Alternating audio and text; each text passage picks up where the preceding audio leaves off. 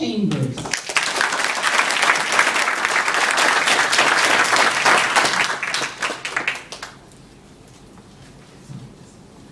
My 3-year-old daughter, Reagan, is the joy of my life.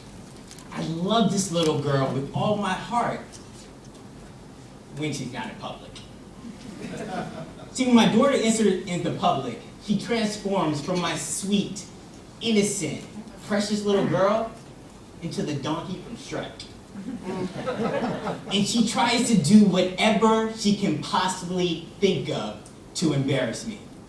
Thank you, Contest Master. Greeting Toastmasters, honored guests, and anyone who has ever been embarrassed by their child. The other day, I went to go pick up my daughter from school. But before we went home, we had to stop by the grocery store.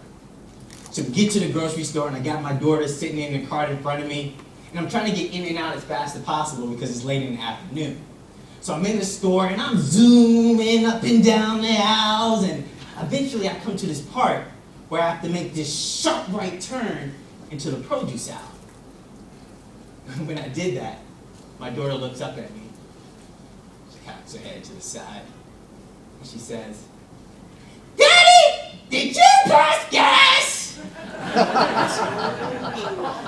I say, no, Reagan, it was the cart. Just be quiet. She's silent for a moment, and then she says, "P.U. Daddy, you stink!" And of course, when she did that, everyone in the store had to stop what they're doing, turn around, and face the stinky man. And when I'm standing there in the store while everyone's looking at me, all I can really do is go, kids.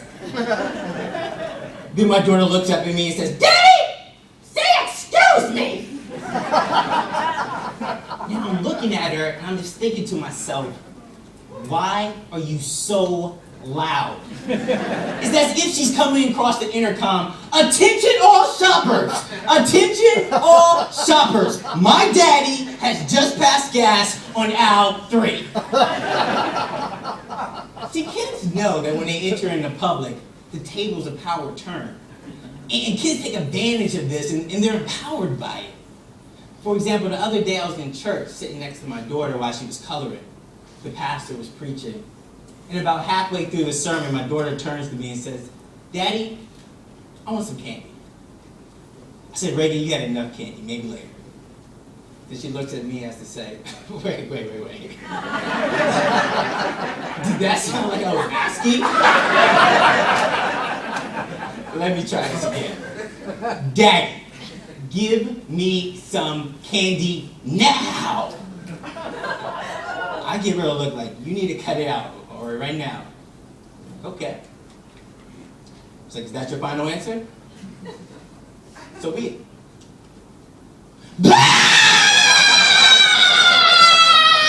And then she starts rolling around on the floor. "I want candy! I want candy!" And of course, when this happens, everyone in the church needs to turn around and see what all the commotion's about.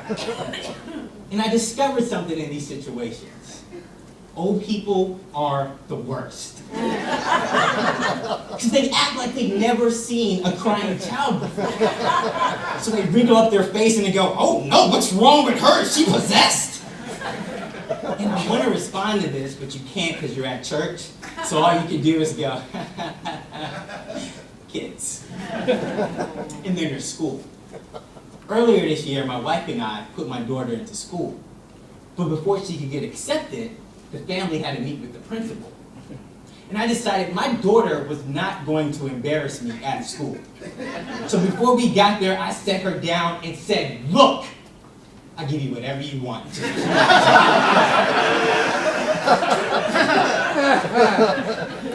It's important that your child doesn't act up in front of you when you're meeting with the principal.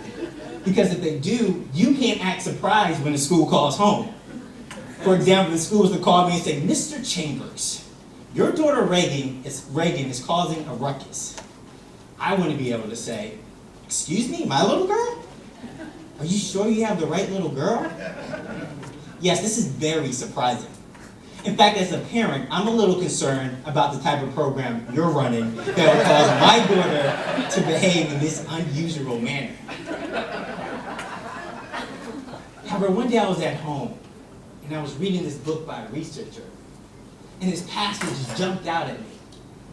It said that most parents raise their children based on how other people will perceive them as parents, rather than what's best for their children. And this caused me to ask the question, is the reason why I'm embarrassed by my daughter's actions in public is because I'm afraid of what other people will think of me? Here's this little girl with this big voice and personality, and I'm trying to silence it because I'm afraid of what people would think of me. Oh, this hit me hard, and I decided that day I would no longer raise my daughter based on other people's expectations. So if my daughter wants to accuse me of passing gas in public, well, 90% of the time, it's justly deserved. And if my daughter wants to scream at the top of her lungs in church, go at it. What some people call whining, I'm calling worship. And if my daughter wants to cause a ruckus in class, then that's the teacher's responsibility. Private school's not cheap. And it was only when I stopped raising my daughter based on other people's expectations, and I allowed her to be the person that she is, that I finally learned the secret of how to prevent my daughter from ever embarrassing me in public again. It was so simple that I wish I would have thought about it a long time ago. Would y'all like to know the secret? Yes. It's this. Have her mother take her out.